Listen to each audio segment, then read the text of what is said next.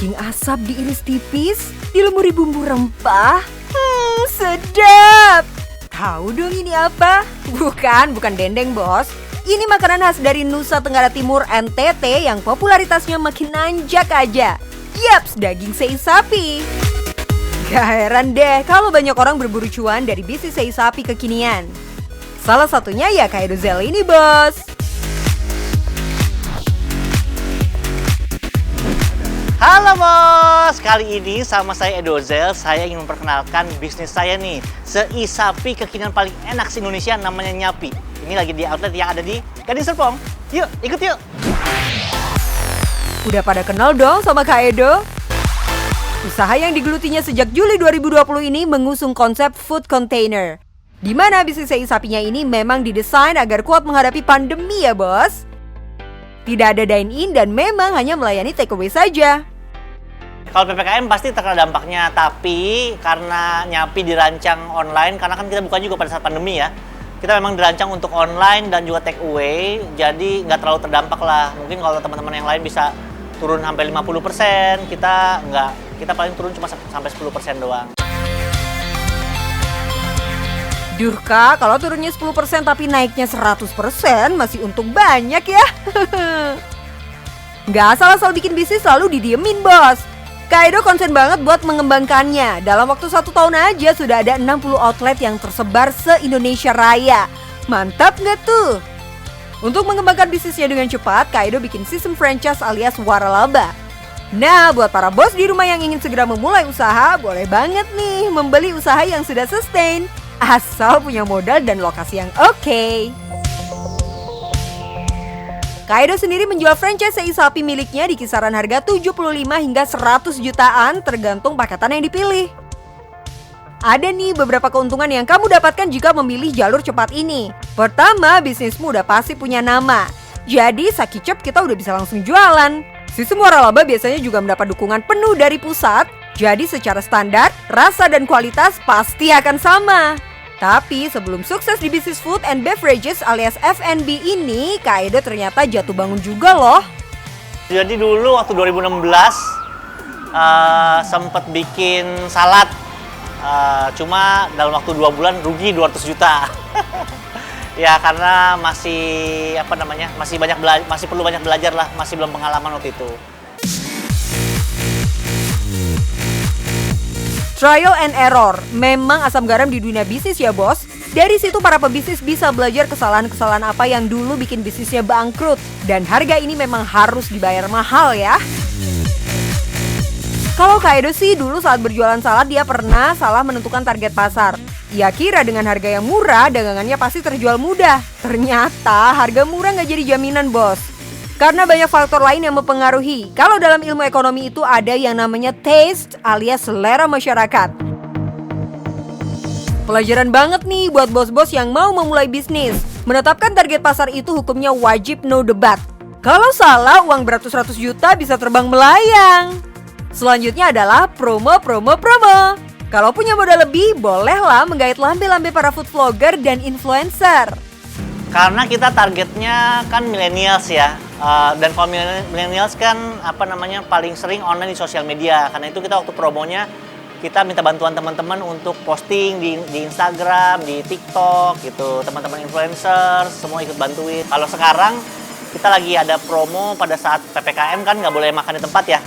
Kita ada promo kalau beli take away itu bisa dapat emas batangan.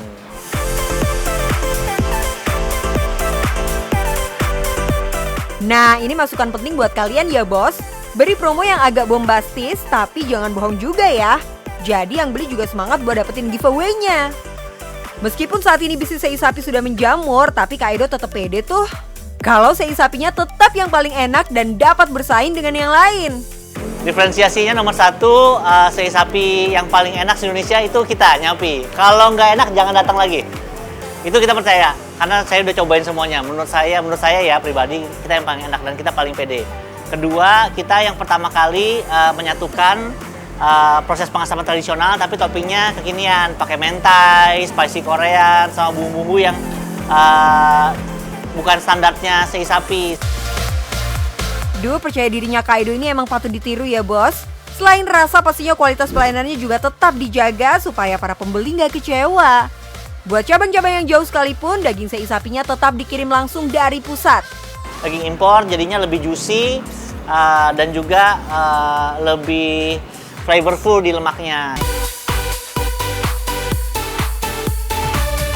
Karena pasarnya tadi anak muda, maka rate harga per porsinya juga harus terjangkau ya bos. Mulai Rp25.000 sampai Rp30.000. Tapi kira-kira modal yang dibutuhkan Kak Edo untuk memulai bisnis ini berapa ya bos? Kita modalnya di sekitar 75 juta, itu kita patungan sama teman-teman gitu. Sekarang ini setelah berjalan 1 tahun, omset kita sebulan 4M lah. Mantap bos, berarti kalau di rata-rata nih, setiap outlet sei sapi Kak Edo mereguk pendapatan kotor hingga 66 juta per bulan. Untuk mendapatkan omset sebesar itu pastinya dibutuhkan kerja keras dan juga konsistensi yang tinggi ya bos. Selain perencanaan, strategi market, pelaksanaan dan pastinya evaluasi tetap harus dilakukan secara rutin agar bisnis yang dikelola dapat terus berjalan ya bos. Nah buat kalian yang mau berbisnis, nih Kak Edo punya tipsnya ya. Kalau saya percaya 2. Pertama, produknya harus enak gitu. Karena kalau cuma sekedar enak doang, menurut saya belum layak jual. Harus enak banget sampai orang mau datang lagi. Nah, itu baru layak jual. Yang kedua, sekarang ini udah eranya dipaksa digital. Kalau nggak digital rasanya pasti susah banget di tengah-tengah pandemi ini. Jadi sosial medianya harus kuat, ojek online-nya harus kuat, delivery-nya harus kuat, harus sudah ngerti digital marketing, kayak gitu, baru bisa jalan. Karena yang penting cuan bos.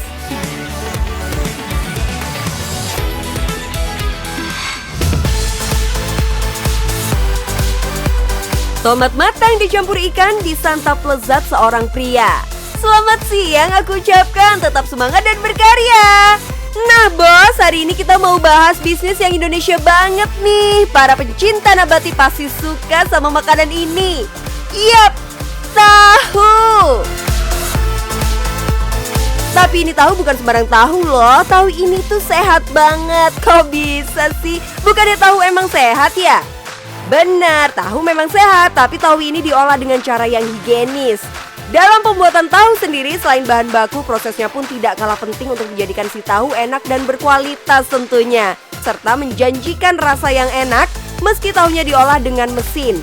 Yes, dengan mesin loh. Kenalin nih, bos tahu zaman now, Pak Theo. Walaupun melanjutkan usaha tahu turun-temurun dari keluarganya, ia tetap menjaga keaslian cita rasa tahunya. Sebenarnya dari karakter produknya sendiri kan tahu ini makanan rakyat ya. Istilahnya setiap orang tuh pasti makan tahu gitu. Mungkin ini juga yang membuat si produk ini tuh bertahan. Memang kami Tahu Yudi ini sangat peduli sama kualitas. Kita akan menitik beratkan pokoknya kualitas nomor 1 gitu. Memang ya bos, sudah jadi konsekuensi untuk selalu mempertahankan cita rasa dan kualitas kalau kita berbisnis di bidang kuliner. Apalagi bisnisnya bisnis turun-temurun, prinsip nenek moyang harus wajib dipegang teguh. Jadi kami itu berprinsip untuk memproduksi tahu sehat, tahu yang sehat dan segar setiap hari gitu. Jadi kita nggak pernah pakai bahan pengawet ataupun pewarna pun, kita benar-benar dari kunyit yang digiling gitu. Walaupun ini bisnis turun-temurun, Pak Theo tidak setengah-setengah dalam menjalankan bisnisnya. Yang berbisnis tahu juga pasti banyak, tapi Pak Theo mampu menjadikan tahu ini berbeda dari tahu yang lain. Kalau sekarang sih mungkin kita memang mengarah jadi lebih modern ya. Kalau dulu bikin tahu tentu pakai alat yang seadanya. Jadi kami inovasi ini lebih gimana caranya proses kerja ini bikin standarnya ini nggak hilang gitu.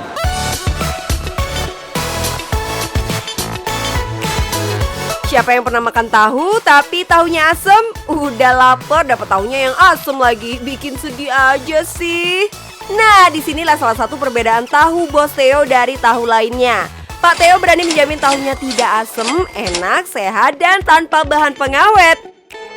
Kita berinovasi di proses kerjanya, mulai dari SOP sampai peralatan yang dipakai, itu sebisa mungkin mempertahankan cita rasa yang tradisional walaupun dengan teknologi yang modern. Untuk Menghasilkan tahu yang enak dan berkualitas setiap hari itu nggak mudah loh. Inilah yang jadi dasar kenapa Pak Theo dan tim memilih untuk memproduksi tahu secara modern. Mulai dari memilih kedelai yang unggul, kemudian kedelai tersebut diproses dengan mesin mulai dari mencuci, rendam, ekstraksi, koagulasi, dan pencetakan. Kalau kita pakai mesin, memang sih banyak yang berpikir, ntar beda nggak sama tahu yang dulu gitu kan. Malah mesin ini membantu kita tahu yang lama itu nggak berubah gitu. Karena kan kalau tahu ini kan sebenarnya industri yang padat karya ya, sangat bergantung sama skill atau keahlian si yang ngebuatnya gitu. Selain inovasi di proses pembuatannya untuk bertahan di industri ini, Pak Theo pun berinovasi di produk-produk yang dihasilkannya. Di kedai Yunyi kita ada bikin tahu walik, ada tahu isi juga, produk-produk frozen. Dan kita pun sekarang ada susu kedelai, ada tempe juga gitu ya. Proses pembuatan udah dibikin modern, pemasarannya jangan ketinggalan. Pak Theo dan tim pun ikut berjualan di marketplace hingga media sosial. Tentu kalau Sarah sih pasti zamannya digital ya. Kami sekarang menitik beratkan availability produk nggak hanya di toko-toko offline, tapi tentu pasar groceries online yang sekarang udah menjamur. Kita ini sekarang di medsos itu kita menyediakan channel penjualan melalui medsos gitu. Jadi nggak hanya isinya nggak cuma giveaway, edukasi atau yang lainnya, tapi kita juga mempermudah orang untuk beli dengan menyediakan channel mereka membeli lewat medsos. Dan hari ini pun kita sedang memikirkan gimana caranya kita bisa dropship gitu. Sehingga orang tuh mau jualan tahu Yudi nggak usah punya toko, nggak usah punya apapun gitu. Tapi kalau selama mereka punya tetangga, mereka punya saudara, mereka nggak usah pakai modal, cuman kirim ke kita mau beli apa, alamatnya kemana, itu langsung dapat komisi gitu. Udah bukan rahasia lagi ya, kalau sistem reseller seperti ini bisa banget membantu usaha untuk terus grow up. Apalagi di era digital begini, sayang banget kalau sosmed cuma di scroll-scroll doang. Jualan offline iya, jualan online oke. Sistem reseller juga bisa dan didukung pengiriman 1 hari sampai. Wah, auto cuan banyak pokoknya. Tapi bos jangan lupa ya, namanya usaha nggak melulu enaknya aja nih. Pasti ada rasa dukanya dan juga challenge-nya. Nah saya sih berpikir gimana, aduh jangan sampai di tangan saya kenapa-kenapa gitu kan. Masa di tangan saya harus terjadi sesuatu gitu kan. Itu sih yang mungkin beban yang saya rasakan ketika mulai masuk ke sini gitu ya. Challenge yang saya hadapi itu karena awalnya kan perusahaan masih konvensional.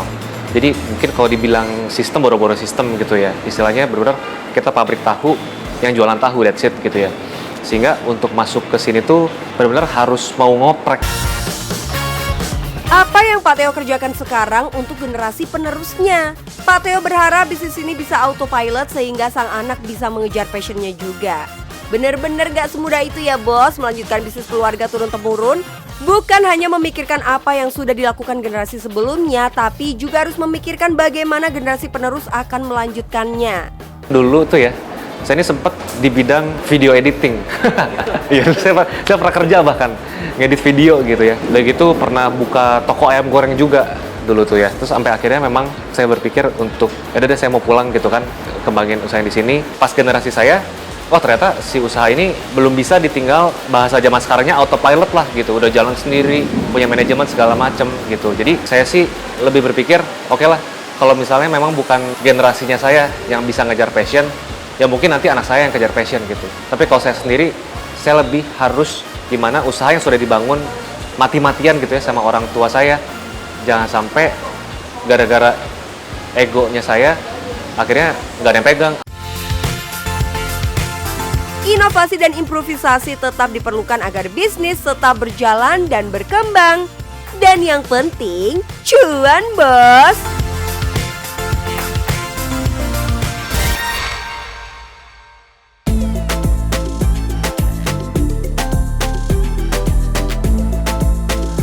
Gemerincing suara pukulan alat dan logam yang beradu merupakan sebuah instrumen yang akan kalian dengar setiap datang ke kampung ini. Yap, Kampung Kaleng. Dinamakan Kampung Kaleng karena hampir sebagian besar masyarakatnya berprofesi sebagai pengrajin kaleng tuh. Ada yang membuat oven, kaleng kerupuk, dandang, kompor, dan masih banyak lagi. Lokasinya ada di Desa Pasir Bukti, Kecamatan Citerep, Kabupaten Bogor. Yang unik nih bos, ternyata dari kampung inilah cikal bakalnya kompor minyak yang terkenal di daerah Cawang, Jakarta. Tapi seberapa cuan ya bisnis kaleng di era modern seperti sekarang ini? Langsung aja kita kenalan sama bos yang satu ini. Halo bos, nama saya Ai, selamat datang di Kampung Kaleng. Dulunya juga saya pengrajin, tapi sekarang alhamdulillah saya udah menjadi distributor dan menjadi agennya di daerah Kampung Kaleng ini. Mau lihat barang-barangnya? Ayo bos, kita ikut bos. Ini dia Bos Ayi yang merupakan anak salah satu pembuat kompor legend yang terkenal di daerah Cawang, Jakarta itu bos. Dulunya Ayi juga pengrajin, tapi karena dia melihat peluang untuk mendapatkan cuan yang lebih besar, akhirnya ia memilih menjadi distributor dan agen penyedia bahan kaleng di kampung ini. Tapi kenapa sih tertarik jadi distributor dan agen penyedia bahan baku kaleng? Awal mulanya kalau saya jadi distributor bahan baku, tadinya kan pengrajin berkeluh kesah karena susah dapetin bahan baku ya. Dari Jakarta nggak ada yang supply, mungkin kalau belanja ke Jakarta juga jauh. Akhirnya kan si pengrajin suruh saya ngadain bahan baku sekalian. Berawal dari keluh kesah warga sekitar akan sulitnya mendapatkan bahan baku, Ayi dapat durian runtuh tuh. Karena menjadi agen penyedia bahan kaleng pertama yang ada di kampungnya. Jadi bisa dibilang Bos Ayi ini nggak ada pesaingnya ya, alias pemain tunggal. Kalian bisa bayangin nggak tuh, kalau setengah warganya saja yang belanja bahan baku kaleng ke Bos Ayi, kira-kira cuannya berapa ya? Jutaan, puluhan, yang bener ratusan juta dalam sebulan bos. Cuan, cuan, cuan. Nggak cuma penyedia bahan, Ayi pun punya sistem kontrak khusus ke para pengrajin, di mana para pengrajin boleh ambil bahan baku yang mereka perlukan, tapi jual barangnya tetap di Bos Ayi tuh. Dengan cara seperti ini bisa dibilang Bos Ayi mendapatkan keuntungan double ya. Pertama, jadi agen penyedia bahan baku, kedua jadi distributor kerajinan kalengnya tuh. Ya inilah yang namanya usaha nggak akan hianatin hasil bos. Tapi bisnis ini bukan tanpa kendala ya. Jadi gini Pak, bahan baku naik, penjualan gitu-gitu aja bisa naik. Akhirnya kan pembeli pusing. Jadi jual kemana juga susah. Akhirnya kan agak tersendat bikin barang sama penjualannya. Jadi dalam berbisnis pasti ada naik turunnya, nggak selalu di atas kok. Tuh buktinya Bos Ayi juga pernah merasa down ketika harga bahan baku naik, tapi harga barang dagangannya tidak bisa dinaikkan. Dia punya strategi sendiri agar barang dagangannya tetap laku terjual, salah satunya dengan berinovasi pada hasil kerajinannya tuh. Nggak cuma dibuat unik, barang dagangannya juga harus menarik, salah satunya seperti kaleng kerupuk mini ini. Selain digunakan sebagai pajangan atau hiasan, saat ini kaleng kerupuk juga bisa dijadikan souvenir untuk acara kawinan loh. Ini nih keuntungan bisnis yang sudah turun-temurun. Selain kualitas, pastinya rasa trust juga dijaga dengan baik sehingga para kliennya puas. Kalau dulu sih, Bos Ayi dan almarhum bapaknya tidak sungkan untuk menawarkan dagangannya dari toko ke toko. Penolakan pasti ada, tapi mereka tetap berusaha agar dagangannya laku, Bos. Ada sih penolakan, kayak misalnya barang, saya nggak lihat dulu, misalnya barang rusak, ke dia, wah barang rusak di ini jelek, ditolak. Ya sedih Pak, ditolak, sedih lah. Kita udah istilahnya kerja keras, barang nggak masuk, gimana? Sehari juga misalnya nggak ada dapat uang, pernah lah. Sehari nggak dapat uang sama sekali, pernah. Karena sistem dulu kan orang tua kalau misalnya jual barang cuma itu aja. Jadi orang nanyain misalnya ada barang ini nggak ada misalnya. Nah jadi orang otomatis kan nggak ada yang belanja, jadi nggak jadi kayak gitu. Ini pelajaran penting buat kalian yang mau mulai usaha. Punya sifat pantang menyerah itu wajib, terus berinovasi juga harus ya bos. Sama jangan lupa terus lihat peluang seperti Bos Ayi ini nih. Kalau dari awal belum dapet cuan, pastikan itu bukan karena barang dagangan kalian yang nggak layak jual. Mungkin usaha kalian yang belum maksimal tuh. Jangan lupa terus berinovasi dan rajin lihat peluang. Siapa tahu ada peluang lain yang bisa kamu cuanin tuh. Jadi gimana bos? Yuk mulai usahamu, yang penting cuan bos.